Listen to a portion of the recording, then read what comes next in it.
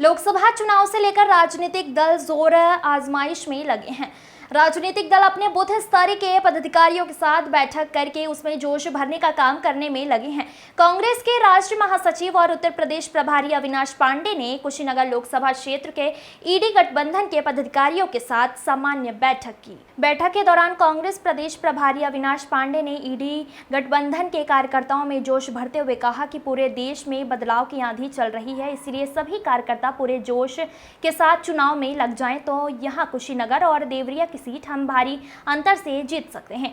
उपस्थित लोगों को संबोधित करते हुए प्रदेश प्रभारी अविनाश पांडे ने कहा कि मणिपुर में लगभग 1 साल तक दंगा हुआ, महिला को निवस्त्र करके घुमाया गया, लेकिन देश के प्रधानमंत्री ने इस पर एक शब्द नहीं बोले। राहुल गांधी को शहजादा कहने के सवाल पर उन्होंने कहा कि राहुल गांधी शहजादा नहीं शहीदजादा हैं। राहुल के दादी और पिता ने देश की एकता अखंडता के लिए प्राण दिए हैं, इसीलिए शहीद का सम्मान करना चाहिए। उन्होंने कहा कि 5वें चरण के बाद से गठबंधन की जीत निश्चित हो गई है। मोदी जी ने जो वादा किया था उसका क्या हुआ? किसान नौजवान परेशान हैं, महंगाई के कारण आम आदमी परेशान है। माननीय राहुल गांधी ने 10,000 किलोमीटर की यात्रा की है। राहुल जी ने लोगों में प्रेम का संदेश देकर लोगों में भाईचारा बढ़ाया है। देश की जनता के विश्वास के दम पर पूरे देश में गठबंधन की आंधी आई है, इसलिए मोदी सरकार का जाना तय है। राहुल गांधी जी को चुनावी हिंदू बताया है। चुनावी हिंदू मतलब चुनाव में मैं आपसे कह रहा हूं कि माननीय राहुल गांधी जी ने पूरे देश में 10,700 किलोमीटर की यात्रा कर लोगों के बीच में एक प्रेम का संदेश देकर इस देश के कमजोर होते हुए भाईचारे को मजबूती प्रदान की है। देश की जनता उन्हें एक वीर के रूप में, एक योद्धा के रूप में देख रही है और देश की जनता उसी विश्वास पर इस गठबंधन में एक आंधी आई हुई है।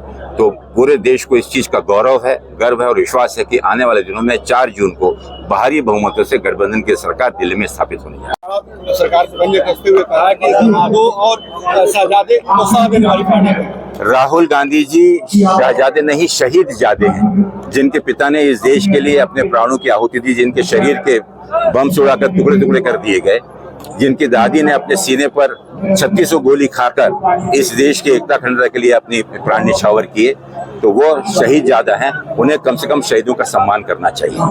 अभी मुख्यमंत्री योगी आदित्यनाथ ने सपा को कहा है जिसका संबंध संस्कार से ही न हो, क्या कहेंगे? माननीय मोदी जी पहले इस देश के संस्कार के बारे में बात करें, जो वादे उन्होंने किया था इस देश की जनता को, और एक प्रधानमंत्री के रूप में जिस प्रकार से उन्हें अपना वक्तव्य करना चाहिए, पहले वो जवाब दें कि इस देश के बेरोजगारों को जो उन्हें 2 करोड़ नौकरियों का वादा किया था, तो आज 10 सालों में 20 करोड़ नौकरियों का क्या हुआ?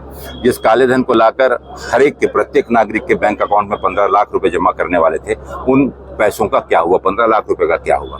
उन्हें इस चीज को, इस मुद्दे के ऊपर में उन्हें प्रकाश डालना होगा कि इस देश के किसानों की आय दुगनी करने की बात जो उन्होंने की थी, आज किसानों की हालत क्या है? क्यों दिल्ली में आज भी प्रदेश में किसान संघर्ष कर रहा है? उन्हें इस चीज का उत्तर देना पड़ेगा कि आज इस देश की महंगाई जो चरम सीमा पर पहुंची है और सामान्य व्यक्ति का 2 टाइम काम चलाना और खाना भी जुबर हो गया है, उसके लिए उन्होंने ये स्थिति क्यों पैदा हुई? उन्हें इस चीज के लिए लेना पड़ेगा कि आज सीमा पर जिस प्रकार के भारत की हमारी भूमि को चीन द्वारा और अन्य पड़ोसी देशों द्वारा अधिकृत कब्जा किया जा रहा है, वो क्यों हुआ है? इन मुद्दों पर इस देश की जनता इस चुनाव लड़ना चाहती है, ना कि किसी इस प्रकार के इसमें जिसमें वो ध्यान भटका सके।